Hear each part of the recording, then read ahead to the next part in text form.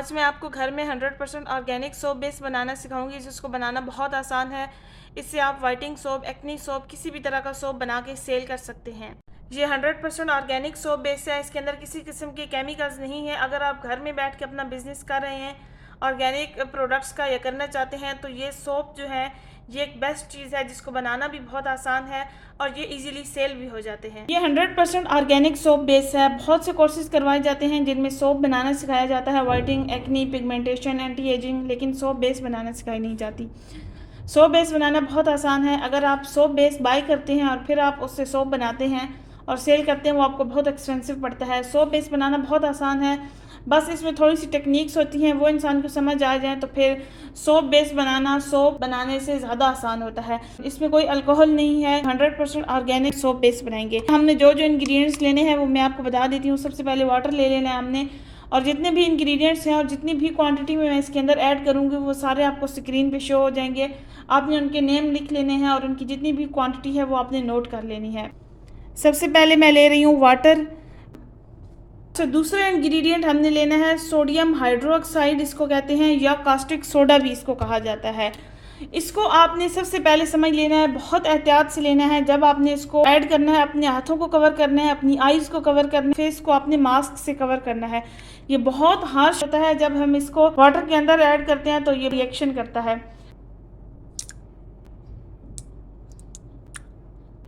दूसरा main point जो आपने अपने माइंड में रखना है, जैसे ही आप कास्टिक सोडा को डिस्टिल वाटर के अंदर ऐड करते हैं, बहुत ज़्यादा गर्म हो जाता है वो पानी। उसका टेम्परेचर ऑलमोस्ट 75 to 80 तक चला जाता है। और इसका सेकंड स्टेप हम तब तक नहीं करेंगे जब तक इसका टेम्परेचर 40 पे नहीं आ जाता।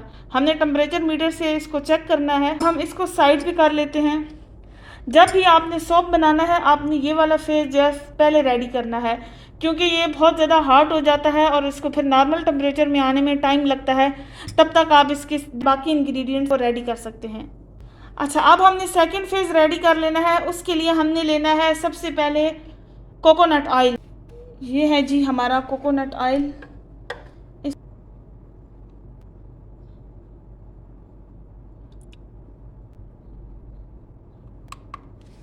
ये हमारा कोकोनट ऑयल चला गया है।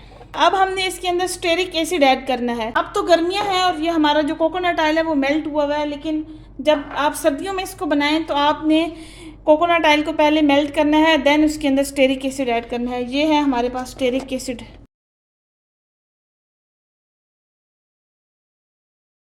ये हमारा स्टेरिक एसिड हो गया। अब हमने इसको डबल बॉयलर में ऐड कर देना है और 75 टेम्परेचर तक इसको हीट देनी है, ताकि ये जो स्टेरिक एसिड है ये कोकोनट ऑयल के अंदर बिल्कुल डिज़ोल्व हो जाए। हम इसको डबल बॉयलर में रख लेते हैं। अगर आपके पास इस तरह की हार्ड प्लेट ना हो तो आपने चूल्हे से काम चला लेना है, लेकिन इसको आपने डायरेक्ट हीट पे नहीं रखना, डबल बॉयलर के अंदर ही आपने इसको रखना है। अच्छा, ये जो हमारा कास्टिक सोडा और वाटर है, इसका टेम्परेचर 40 तक आ गया है। अब हम इसके अंदर ऐड करेंगे सोडियम लैक्टेट।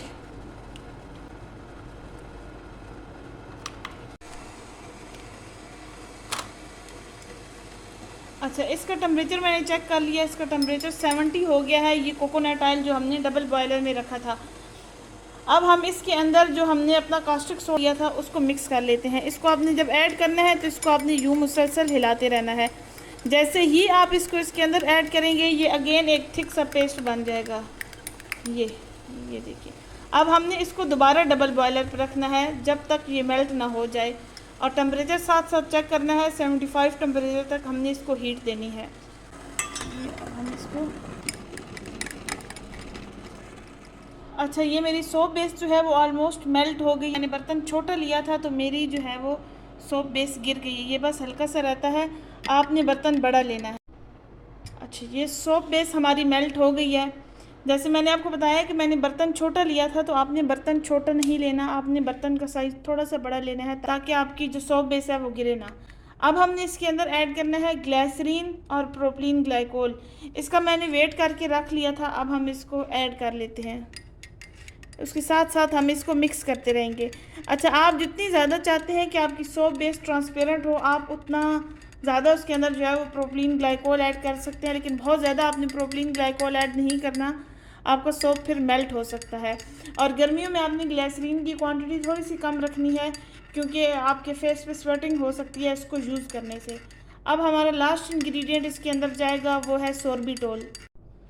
सोर्बिटोल का भी मैं वेट कर लेती हूँ और फिर हम इसके अंदर सोर्बिटोल ऐड कर देते हैं। अच्छा, सोर्बिटोल भी हमने इसके अंदर ऐड कर लिया है। अब हम इसको अगेन मिक्स करेंगे।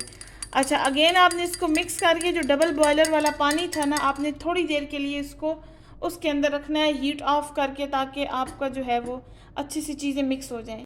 मैंने फ्लेम ऑफ करके इसको मैं मिक्स कर रही हूँ। ये देखें, मेरे ये सारा सोप बेस जो मेरा गिरा है ज़ाया ना हो। ये सोप बेस हमारा रेडी है। अब चाहे इससे आप वाइटिंग सोप बनाएं, एंटी एक्नी सोप बनाएं, एंटी एजिंग सोप बनाएं, राइस सोप बनाएं। अब हम इस तरह से इसको मोल्ड के अंदर डाल लेते हैं। तो हमने इस मोल्ड के अंदर ऐड कर दिया है। इसी तरह आपने इसको बनाना है। चाहे तो आप इसके अंदर कलर ऐड करें, फ्रेगरेंस ऐड करें, लिकोरेज एक्सट्रैक्ट ऐड करें, नियासिनामाइड ऐड करें, अल्फा आर्बुटिन ऐड करें, या आप कोई भी ऑर्गेनिक चीज़ें इसके अंदर ऐड कर सकते हैं। आप इसके अंदर उसने यूसुफ ऐड कर सकते हैं, नीम का पाउडर ऐड कर सकते हैं अगर आपने इसको एक्नी के लिए बनाना है। इसको आपने वाइटिंग के लिए बनाना है तो आप 3 वाइटिंग इंग्रेडिएंट ऐड कर देंगे, साथ कलर ऐड कर देंगे और फ्रेगरेंस। इसी तरह राइस सोप अगर बनाना है तो आप राइस फ्रेगरेंस डाल सकते हैं, आप राइस एक्सट्रैक्ट इसके अंदर डाल सकते हैं। ये हमारी सोप बेस रेडी है। आई होप आपको वीडियो अच्छी लगी होगी। अगर अच्छी लगी हो तो लाइक, कमेंट और शेयर ज़रूर कीजिएगा। मिलते हैं इंशाल्लाह एक नई वीडियो में, तब तक के लिए अल्लाह हाफिज़।